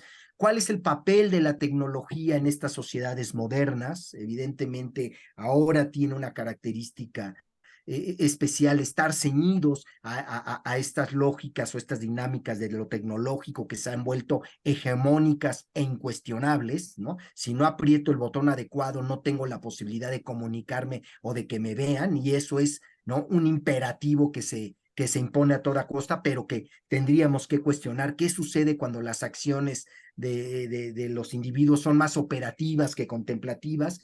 Por supuesto, el carácter de lo familiar está sufriendo una recomposición, la idea de familia tradicional se está reestructurando, las cuestiones de género, feminismo, están replanteando distintas visiones, esto también hay que decirlo. También el hecho de que a nivel mundial hayamos pasado por esta circunstancia sui generis como la pandemia, ¿no? Pues trastocó los modos de intimidad, de concepción de sí mismo, de relación con los demás. En fin, estamos en una recomposición. Lo que yo podría decir es que el carácter, por lo menos en el carácter o en el ámbito teórico o filosófico, siempre la ética y la moral pueden llevar un derrotero reflexivo, crítico, analítico, respecto a los espacios en los que se está viviendo para mostrar sus contradicciones o para mostrar las bondades que nos van precisamente fortaleciendo, ¿no? Esa es una de las virtudes de la filosofía, que puede hacer, digamos, un carácter de distanciamiento crítico respecto a lo que vive para decir si efectivamente las cosas están tomando un derrotero loable o edificante para la propia condición humana o van en su detrimento, ¿no? Pero digamos, a grosso modo estoy de acuerdo con lo que señala. Hay una serie de factores que están replanteando el sentido ético-moral en el que nos encontramos hoy en día. Muy bien, Muchas entonces, gracias. perdón. Bueno, entonces le damos la palabra a la profesora Cristina Manjarres y adelante, profesora. Gracias, muchas gracias. Pues ahora sí que felicitar al doctor Joel por su ponencia. También he tenido la oportunidad de estar en otras y pues siempre es como una clase, ¿no? Así toda muy, muy bonita. Y quisiera, ya después de que leí el artículo, si me podría nada más explicar un poquito el término de virtudes dianoéticas. No la entendí muy bien. Esa es una, y pues también pues se queda uno pensando, ¿no? Reflexionando lo que dice Aristóteles, vivir bien, vida buena, verdadera vida, pero pues cuando, como lo dice la compañera Margarita y el maestro Omar, cuando vemos en el país, en el mundo, en la misma universidad, situaciones pues que no son justas, es cuando exactamente pues nos entran todas esas contrariedades y empezamos así como a dilemar, ¿no? A filosofar. Y como decía el maestro Omar, pues sí es que llega un momento en que dice, bueno, pues tengo que aceptarlo, ¿no? Pero a la vez lo que dice usted, bueno, pues no tenemos que verlo con esa mirada, sino como de investigar, ¿no? Lo que hemos visto en este curso y afortunadamente, pues sí hay muchos compañeros que son apáticos, pero también hay otros que no y que comparten esas experiencias que son los que nos puede ayudar a uno mismo en una experiencia a seguir adelante y no quedarse frustrados, ¿no? Por ejemplo, yo escuchaba la noticia del presidente Obrador que decía que que va a haber un aumento en el rubro de la educación. Y yo dije, ya todos nos van a aumentar. Pero ya después comentando con compañeros dijo, no, pero solamente la educación de la SEP, ¿no? Entonces, bueno, ya está así segmentado, pero pues sí, como dice usted, es como ir construyendo ese colectivo y sobre todo participar para después no quejarnos que cuando ciertas medidas nos afectaron, pues como el no votar, ¿no? Decir, no, pues ¿a qué voy a votar o voy a anular mi voto cuando pues también uno no contribuye, ¿no? Entonces, pues muchas gracias por esa reflexión, doctor. Gracias.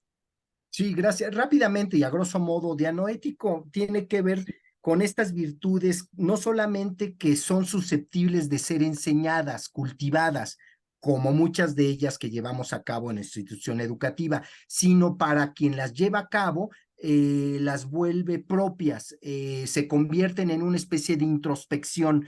No puede haber una virtud que no se cultive sin que pase por la capacidad propia del individuo de saberse allegado, cercano a esa forma de comportamiento, ¿no? Entonces son estas virtudes que de alguna manera se pueden afinar con la enseñanza y que se convierten en estos aprendizajes que llamamos nosotros actitudinales. El individuo se sabe cierto respecto a que las está llevando a cabo. Gracias, muchas gracias. Muchas gracias. Antes de darle la palabra al profesor Humberto Ruiz, me gustaría leer un mensaje de la profesora Dulce María Ruiz Anaya, si me permiten. Dice así: muchas gracias, doctor Joel Hernández, por compartir y clarificar el concepto de institución educativa bajo la visión ético-moral. Buscar el buen vivir colectivo es una invitación a la reflexión y al compromiso que cada uno de nosotros tenemos al respecto del CCH en particular. Sumar esfuerzos, propuestas, ser críticos, buscar soluciones conjuntas y por supuesto ser autocríticos hasta donde mis acciones contribuyan a lograr una institución justa. El modelo educativo del colegio invita al trabajo colegiado, pero en verdad comprendemos lo que es la vida colegiada. Y entonces ahora sí le damos la palabra al profesor Humberto Ruiz. Adelante, profesor. Muchas gracias, maestro Guillermo. Pues antes de comenzar, también me sumo a la felicitación para el doctor Joel. Realmente me gustó mucho su ponencia. Gracias. Y me gustaría comenzar comentando lo que señalaba Jesús la primera clase, que decía que la maestra Dulce nos había aventado algunas piedras y las habíamos podido esquivar. Pues aquí fue una granizada tremenda, eh, que, que me puso a reflexionar que nosotros como una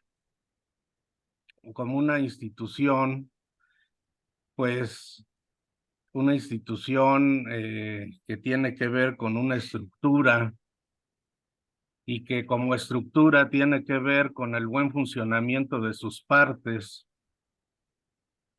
pues tenemos un trabajal enorme para que esta institución siga avante y no entre en una crisis, como bien se decía, y cada una de sus partes pues debe de trabajar bien y debe de trabajar en esta finalidad de ser felices y de construir la felicidad dentro de la institución. Y ya la maestra Dulce lo señalaba, hay profesores que van por compromiso y creo que desde ahí debemos de comenzar, de que los profesores vayan por gusto, de que se sientan bien en su profesión y de que trabajemos los fines con nuestros alumnos con los medios más adecuados, porque muchas veces ellos dicen, pues yo quiero ser médico, quiero ser abogado, pero desafortunadamente los medios que ellos escogen son los menos adecuados. Le digo, pues si ustedes quieren esos fines, pues entren a clase, hagan sus tareas, desempeñense como alumnos que son. Para eso son los medios. Y también hay muchas personas que en los alrededores se quejan. En una ocasión, en la escuela de mi hija, me dice una maestra, ¿y usted es profesor del CCH?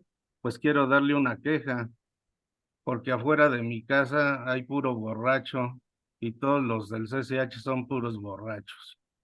Y yo le decía, maestra, pues no generalice, porque una institución que tiene casi 15,000 alumnos en sus 2 turnos, pues no son todos. Entonces, sí, vamos a trabajar en ello y vamos a procurar, pues dar esa instrucción en nuestras aulas de cómo se debe de comportar un alumno, ¿no?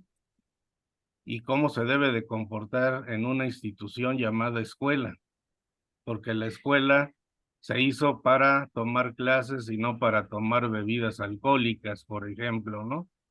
Entonces, ese tipo de instrucciones, pues son las que nos deben de acompañar para poder cuidar ese bienestar de esta institución tan querida por todos nosotros. Muchísimas gracias. Gracias, profesor Humberto. Estoy de acuerdo con, en general, lo que tenemos que hacer, que de hecho lo estamos llevando a cabo, ¿no? En la medida en que lo señalamos, que lo discutimos, que lo dialogamos también en este tipo de eventos, ya es una forma en que la institución se está comportando, ¿no? No podemos decir que esto ocurre al margen de la institución, ¿no? Esto está ocurriendo en la institución. Los señalamientos, las inconformidades, los fortalecimientos, los discursos, las maneras en que estamos llevando a cabo este curso, estos discursos, los de los profesores y profesoras que me antecedieron, etcétera, los propios que están llevando a cabo ustedes, pues eso es lo que le va dando forma a la propia institución, ¿no? Y seguramente tendrá que haber episodios donde se empaten las exigencias, visiones, reclamos, virtudes que encontramos el colectivo respecto, por ejemplo, a las propias autoridades para encontrar puntos, ¿no? Donde se pueda de manera clara converger para que el ámbito de la propia institución, bueno, funcione donde todos nos veamos representados, ¿no? Pero en términos generales me parece no que esto ocurra al margen de la institución, estoy de acuerdo con usted, sino esto ya es el propio vivenciar de la institución misma, de un colectivo que reflexiona, plantea, analiza ciertas vertientes que ocurren en la institución en general y en la institución en la que vivimos en particular. Muchas gracias. Compañeros, quedan 5 minutos, entonces no sé si alguien más quiere hacer alguna pregunta, una participación. Si me Si hay alguien permite, más, profesor. adelante, por favor. Bueno, una disculpa porque por la señal no puedo abrir mi cámara. Principalmente, pues agradecer al doctor Joel esta pues clase, como ya decía una de las maestras. Me parece que hay cuestiones muy rescatables, muy puntuales. Conforme lo iba escuchando, es nada más una opinión, por supuesto, ¿no? Y dejar muchas dudas aquí anotadas en el cuaderno que invitan no solo a la reflexión, sino también a abrir espacios de diálogo, de charla, ¿no? Entre muchas cosas que platicamos y que hablamos en los pasillos, lo importante que es reorientar nuestra lectura, retomar nuestra lectura sobre la institución de la que, como bien decía el doctor, somos parte puntual, ¿no? Con nuestro trabajo docente, pero también con esta interacción, con este diálogo, con la comunicación necesaria en muchos de los términos que ya se ponían sobre la mesa en la ponencia del doctor. Algo que me parece muy, muy puntual es que, bueno, al momento de escucharlo, pues es inevitable ver nuestra institución, y quiero decirlo así, nuestra institución, porque somos universitarios, pues todos nosotros, no solo por lo que trabajamos, sino porque somos parte y nos formamos en ella, ¿no? Y como ya decía yo en otros momentos, en otra intervención, pues no podemos dejar de vernos, pero también de asumirnos como entes sociales, como parte de esto que se mueve dentro de la institución educativa y lo necesaria que es retomar esta lectura de la institución, puesto que todos estos momentos que hemos estado viviendo, no solo el confinamiento, sino este entendido de una sociedad, pero también este entendido de una autoridad, pero también este entendido de lo que pudiera parecer mi participación en un grupo como es la docencia, bueno, el grupo de docentes, no raye en una crítica sin sentido, sino más bien como en una necesidad de diálogo, como en una necesidad imperiosa de comunicarnos entre nosotros mismos y que mi opinión, mi crítica, mi participación, mi observación no se convierta o no caiga en un entendido de es contra ti, ¿no? En hablar específicamente de cuando dialogamos con las autoridades o con otros profesores, porque de pronto podemos incluso hablar o observar el desempeño de nosotros mismos como docentes y a veces nos hace falta madurez para entender que es parte de lo que nosotros nos debemos nutrir como docentes, como compañeros, sabes que tu trabajo esto, tu trabajo lo otro, cuando pedimos la opinión incluso, ¿no? O en estos procesos en los que nos involucramos de concursos y demás, cuando tenemos esa lectura, por ejemplo, de los concursos en los que participamos, se queda ahí un rezago a título personal. No sé, bueno, quiero comentarlo así, sin demasiada conceptualización teórica, y creo que aquí a lo mejor el doctor podría precisar por qué de pronto nos queda ese rezago en el entendido. Cuando participamos, por ejemplo, en estos concursos, algo que me parece que no ha resuelto la universidad, o a lo mejor no le interesa resolverlo, es que de pronto nosotros al participar en ese tipo de concursos, pues formamos parte nos apegamos a un lineamiento, ¿no? A una convocatoria, reglas, etcétera. Pero hay algo que no se salva, que es el dolor o el agobio de lo personal, de yo participo, pero es como si fuera contra alguien más, ¿no? No es me apego a una convocatoria, por ejemplo, y participo, y si gano bien, si no gano también, o sea, sino que más bien se queda allí una lectura de es contra el otro, ¿no?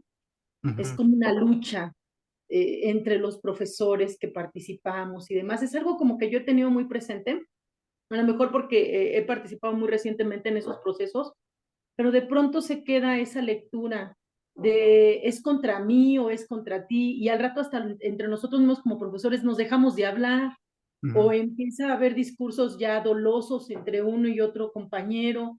Todas esas situaciones pues son fracturas, ¿no? Finalmente como comunidad al interior del plantel, de la universidad toda, porque no creo que sea algo exclusivo de Naucalpan, se queda esa lectura y se queda esa fractura. Y desafortunadamente me parece que la institución toda, la universidad, no salva, no cuida esa parte. Me parece que en la lectura de las humanidades, como docentes, nos desdibujamos o nos desdibuja todo ese proceso. Entonces, a lo mejor, no sé si fui clara con mi No, sí, comentario, me sí es parece clara. que hay algo que teóricamente yo no lo puedo explicar, sin embargo, sí me ha tocado observarlo, incluso ser parte de ello por participar en los procesos, como lo comento, pero no sé si teóricamente y desde su planteamiento, doctor, pudiera entenderse por qué pasa este tipo de situaciones. Digo, Gracias. contestando rápidamente, estoy de acuerdo, ¿no? En realidad uno cuando concursa por una plaza no solamente se pone en juego la condición laboral, sino la condición académica, intelectual y vivencial, existencial del sujeto que concursa. Yo creo que sí las autoridades dictaminadoras, consejo técnico, yo formo parte de una dictaminadora, tendríamos que ser más expeditos, transparentes, claros en estos procesos que a veces tardan años, y el profesor parece ser una figura secundaria ¿no? Es el que compite, el que se esfuerza, el que pelea por una plaza, y se quedan detenidos los procesos como si no importara aquellos que hicieron un esfuerzo académico, intelectual, vivencial para competir legítimamente por estas plazas, ¿no? Yo creo que este dejo que las plazas o los concursos se manifiestan en cada uno de los participantes es una constante que tendríamos que señalar a las propias autoridades. Tenemos que buscar mecanismos que hagan de los procesos algo más cercano y dúctil, expedito y que tenga al docente como un interlocutor legítimo, no como una figura que queda relegada por los episodios burocráticos donde el profesor pasa luego años y no recibe una respuesta de respecto a qué sucede con su concurso, ¿no? Yo creo que es legítimo lo que usted plantea y yo creo que puede haber mecanismos en los que la propia comunidad puede exigir a las autoridades, y creo que a las autoridades también les conviene llevar a cabo procesos transparentes, expeditos, lo más claro y puntualmente posible para evitar que se enrarezcan como luego suelen serlo los concursos por definitividad y plaza de carrera. Pero estoy de acuerdo totalmente, profesora. Y gracias a los comentarios de la profesora Iris, abrazos, saludos, y a los demás profesores y profesoras por escuchar este diálogo, donde seguramente cuando yo tengo gustosa la posibilidad de ser el que los escucha a ustedes cuando nos hablan de historia o de otras literatura o de otras disciplinas, esto creo que es lo que va enriqueciendo nuestra labor académica. Hoy me toca hablar a mí porque tengo esta formación, ¿no? A otros colegas les ha tocado, seguramente en otros episodios nosotros seremos los que estemos tomando el curso y ustedes los que lleven la voz acerca de lo que saben, plantean o conciben acerca de sus propias disciplinas, ¿no? En ese sentido, ya para cerrar, creo que eso implica no desdibujar las profesiones y capacidades que tenemos como sujetos al interior de nuestra propia universidad. Gracias. Muy bien, compañeros, entonces ya vamos cerrando la sesión del día de hoy.